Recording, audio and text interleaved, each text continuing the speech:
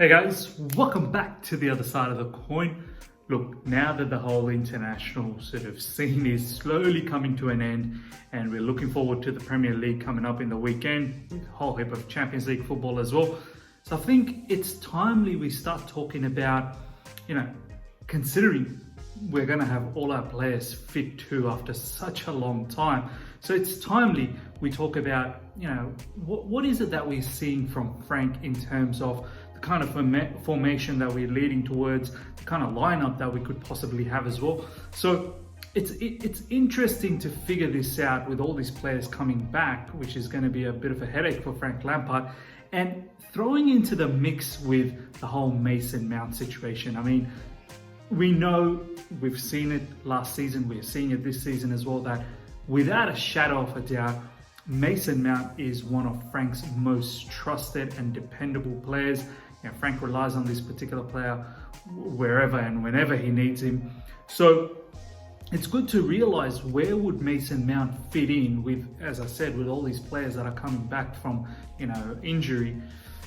It's good to see what would be the formation, what could be the strongest lineup, and does Mason Mount sort of fit in with all of these sort of scenarios. So before we paint the picture to all of that, I think it's good to realize, where is Frank kind of moving towards this season? I mean, last season we saw at the end of it, he was really looking forward to the whole attacking eights lone DM.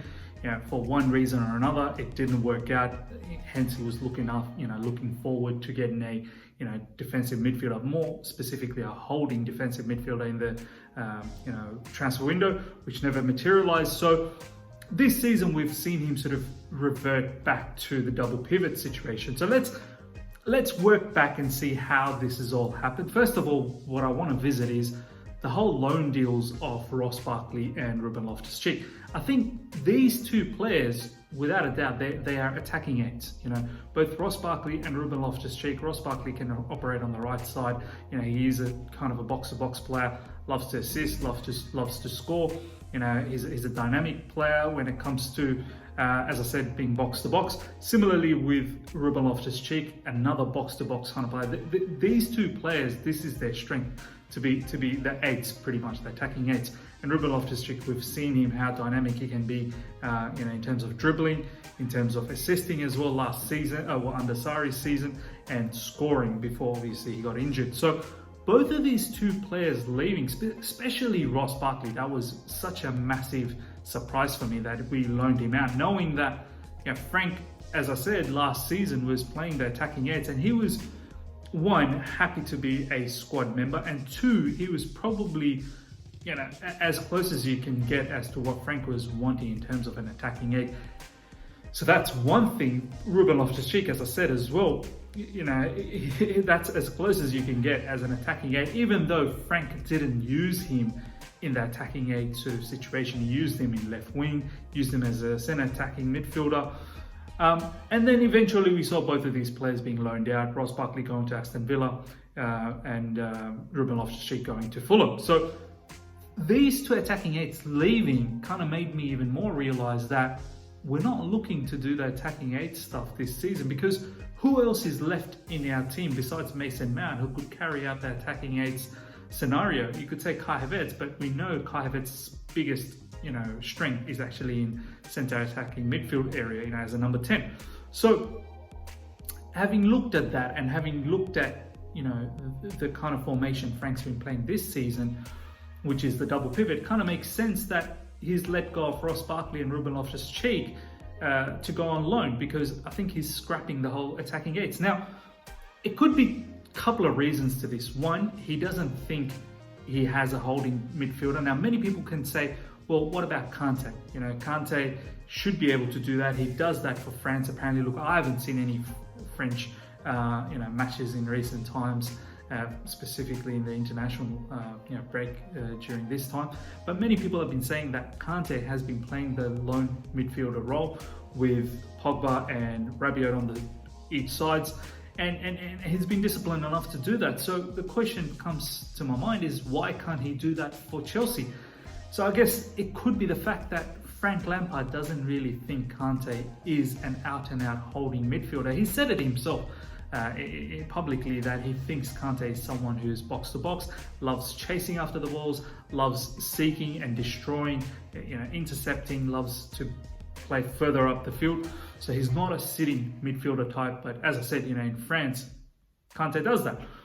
The other factor could be is that the attacking aids that he had in terms of Ross Barkley and Ruben Loftus Cheek, he may not have believed that they could do the job week in, week out, game in, game out. Specifically Ross Barkley, who wasn't a permanent fixture for us in the team, hence why he's got loaned out. He probably just didn't think that he'd cut it on a week-to-week basis, and Ruben Loftus Cheek, obviously with the lack of game time and his fitness situation, probably didn't believe that he could take that burden and run with that whole attacking aid philosophy that Frank Lampard kind of wanted. Hence he's been loaned out. So there could be those two issues, and then when you put in the whole situation of he was looking at Declan Rice massively to come into Chelsea and play that defensive midfield role, kind of makes you think that he, as much as Frank Lampard believed in the attacking aids, he probably just thought that I don't have the ingredients to do that, so scrap all that, let's go to double pivot. So now that we sort of painted that picture that his initial philosophy was probably attacking aids and lone DM, but he might not have had the ingredients to do so. So now he's gone to double pivot. So now if we think that that is what he's doing, I guess his best formation, we must agree, is 4-2-3-1. For the back, the double pivot, 3 up front with the right wing, left wing, and the center attacking midfielder with the striker. So, if we look at that formation being our best one, we now need to start looking into, okay, well, what is our best lineup within this, formation that Frank kind of thinks is the formation for the time being? It could evolve and turn into something else down the track. 100%, he could be fluid about it during the match as well, but I think we need to understand the fact that this is probably the formation. So with all the players that are coming back now into the whole frame, with I suppose Hakim Ziyech looking like he's slowly getting into full fitness, Christian Pulisic is ready to go as well. So you really need to start thinking, okay, well, how would this lineup happen? So if we look at it from the back, Mendy obviously will be the goalkeeper. He's the number 1 keeper. Kepa obviously will be competing for it. In the right back, it could be Reece James or Spilicueta. Both are very, very strong candidates. In the centre back, you'd look at Thiago Silva and Zuma as being the 2 strongest combination. In the left back, undoubtedly Ben Chilwell. And in the middle, this is where the whole issue comes up about the Mason Mount situation, which we'll touch. Before we get into that, let's look at up front. In the right wing, it has to be Hakim Ziyech when he's fully fit as part of our strongest team in this formation. Kai Havertz in the center of the midfield as a number 10. In the left side, you have Christian Pulisic, and up front, you've got Timo Werner. So that would be perhaps the strongest team in this formation. And now looking at the double pivot, you've got the likes of Kante, Jorginho, Kovacic, Mason Mount. Billy Gilmore's still injured, so can't consider him for the time being. But he's also another player that could fit into this particular situation. So then you go, well, how does Mason Mount fit here? My strongest 2 players in that position probably be Kante and Jorginho sort of rotates with Kovacic depending on the opposition. Of course, this team cannot play every game, but what I'm saying is this is the strongest team. This is the strongest setup, the default setup, and from there would be rotation. So as you can see, I can't see how Mount fits in here. And if anything, if Mount does fit in, it'll probably be in the double pivot with Kante and Mount sitting just in front of him. And this is where the whole confusion comes in, that it doesn't look like a 4-2-3-1. It'll probably be a hybrid between 4-2-3-1 and a 4-3-3, where Mount sort of just behind Kai Havertz and just in front of Kante. But this now poses a question as to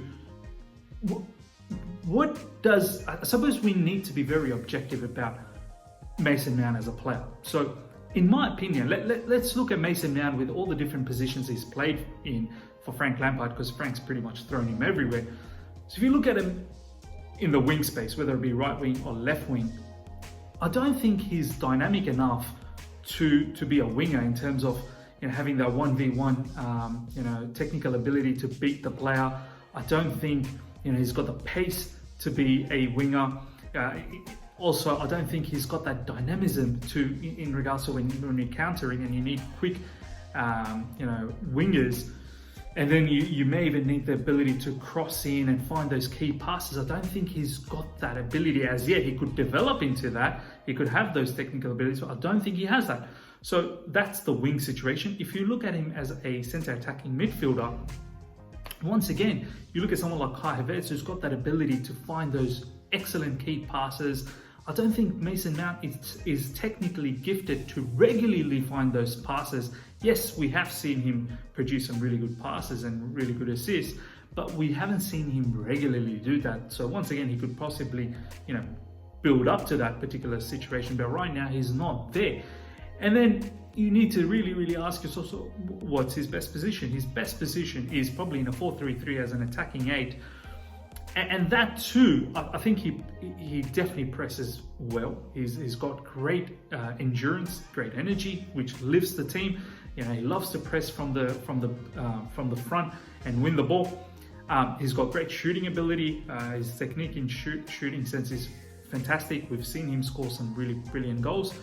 But his game is still yet to develop into, the particular kind of player that we need for any of this position. Hence, I feel like that's why Frank kind of throws him into different areas where and whenever we kind of need him, when players are either injured or out of form, and so on and so forth. So overall, guys, I think Frank, just to summarize this whole video, just to recap it, I think we're moving away from the attacking 8 situation until we can actually have solid attacking 8s and a proper lone DM. We're moving away from that and going towards double pivot sort of scenario. And if it's a double pivot, does Mason Mount have the ability to defensively be astute in that particular scenario, which I personally don't think he has at the moment. And when you look at Mason Mount's game in regards to the strongest formation and the strongest lineup, he doesn't really fit into any of them besides, as I said, if it's a 4-3-3, which we're moving away from. He can possibly play as an attacking 8, but then again, there are certain things he still lacks in that. So overall, he's got a lot to sort of improve. So guys, let me know what your thoughts are in regards to where we are sort of heading. Are we heading more towards the 4-2-3-1, with double pivot? Who would be your best double pivot players? Who's your, strongest starting lineup, considering everyone is fit? Is the lineup that I've sort of mentioned, is that the lineup that you'd go with? And Mason Mount, how do you picture him? Does he start in our strongest team? And, does he start in right wing? Does he start in left wing or, centre attacking midfielder? Or does he have a place in double pivot? So let me know what your thoughts are, guys. If you've enjoyed this video, smash the like button. If you're here for the first time, subscribe and hit the bell notification to stay in touch with all my content. Until next time, see ya.